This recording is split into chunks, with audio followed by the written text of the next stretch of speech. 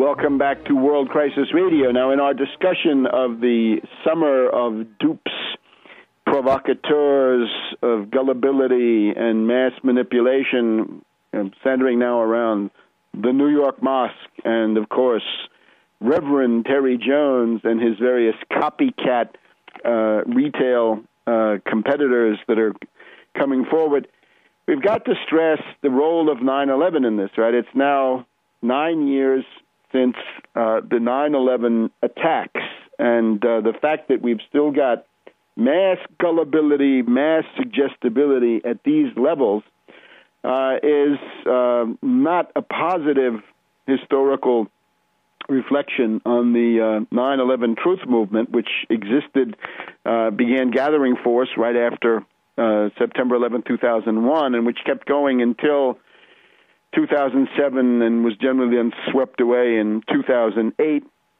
as Obama sucked the oxygen out of the room, and even during 2007. I would call your attention to the essay which I wrote for the Giulietto Chiesa anthology. This is published in Italian and elsewhere, I think, in Europe in the meantime. And this is the question of what happened. If you go to one of the leading 9/11 truth websites, if we can still call them that, we get, you do it today. It's the 10th of September. We get Peter Dale Scott telling us about the unanswered questions. Well, unfortunately, it is, after 9 years, too late in the day for anybody to be interested in unanswered questions. It was long ago time for answers. The unanswered question position was always weak, never adequate. One suspects that when the judgment day comes and the angel Gabriel blows his horn and the dead rise from their sepulchres, we're going to have a lot of people from the 9/11 truth movement who are going to jump up out of their graves with clutching a fistful of unanswered questions about 9/11. When do we get to the point?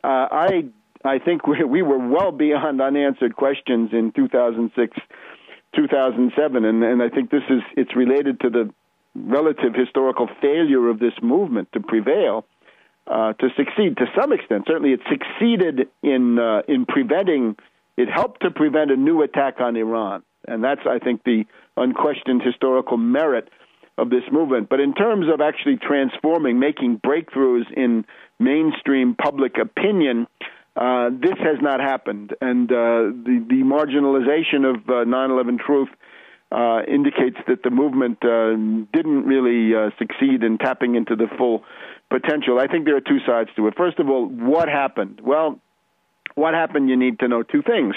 You need to read my work, 9/11 Synthetic Terror, and then some later essays that add a few things to that. And that is that this was done by a faction of the U.S. intelligence community operating through drills which are illegally hijacked and taken live and flipped live, according to a model which has been studied in many countries around the world. If you want to do an operation in the presence of a faction that doesn't want you to do it, you've got to smuggle it in, bootleg it in, under the cover of drills, and the drills go live. And the most obvious ones are Amalgam Virgo 2001, Amalgam Virgo 2002, because these are, let's do Amalgam Virgo 2002, obviously in preparation at this time.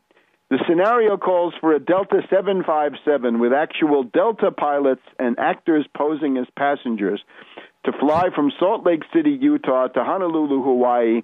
It would be hijacked by FBI agents posing as terrorists. A DC-9 would be hijacked by Canadian police near Vancouver, scheduled for June 2002, and obviously in preparation on September 11th.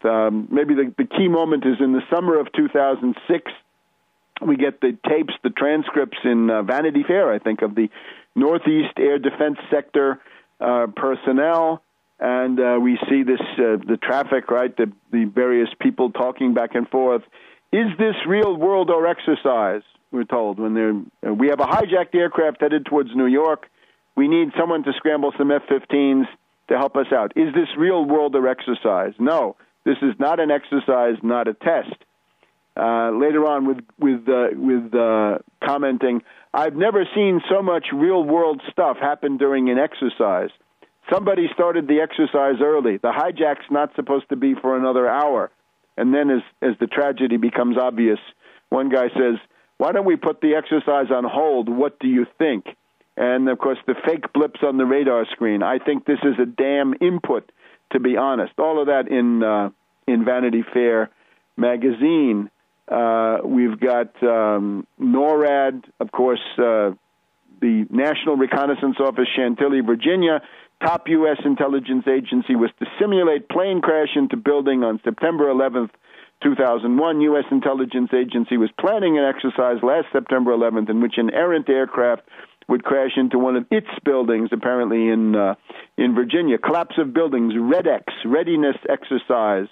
Scenario of plane crashes and building collapses drilled by New York City Office of Emergency Management, Fire Department, New York City Police Department, FBI, and FEMA in May of 2001. And that goes together with Tripod 2, which is going on 9/11. Cruise missile or drone attack on the Pentagon. Positive force 2001. Continuity of operations exercised by a dozen agencies, including NORAD, to drill plans for continuity of operations to maintain ability to respond under attack, including a series of simulated attacks against the maritime, surface, and aviation sectors. Original scenario involved a terrorist group hijacking a commercial airliner and flying it into the Pentagon, supposedly rejected by the Joint Staff as it was too unrealistic, but then, of course, it became realistic. And then Amalgam Virgo 2001, U.S.-Canada multi-agency drill scenario, NORAD involved. Third World Uninhabited Aerial Vehicle, UAV, most likely an NQM drone, launched from a rogue freighter in the Gulf of Mexico or a cruise missile from a barge in the Atlantic Ocean.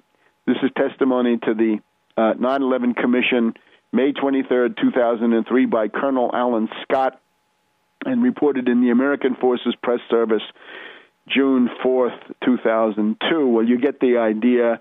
The recruitment and supervision of patsies, Able Danger, Stratus Ivy, Door Hop Galley, and P2OG, Proactive Preemptive Operations Group. Again, not all of them, but only small numbers who are capable of making the key changes to flip the drill live, to take it from the status of a legally sanctioned drill into the territory of a great tragedy. Mass cal exercises, this is all fairly clear. We get, in particular, the preparation of, the deterrence of the other great powers. That if you tell Russia, guess what, we're going to seize Afghanistan, well, then you better have some retaliatory forces. That would be Global Guardian, nuclear warfighting, Armageddon exercise, with backdoor for rogue launch of nuclear missiles, Offwood Air Force Base, Barksdale, Minot, Whiteman, Amalgam Warrior, Air Defense of the U.S., Crown Vigilance, Air Combat, Apollo Guardian, Space Command, going on, all on 9/11 or immediately previous or in advance preparation.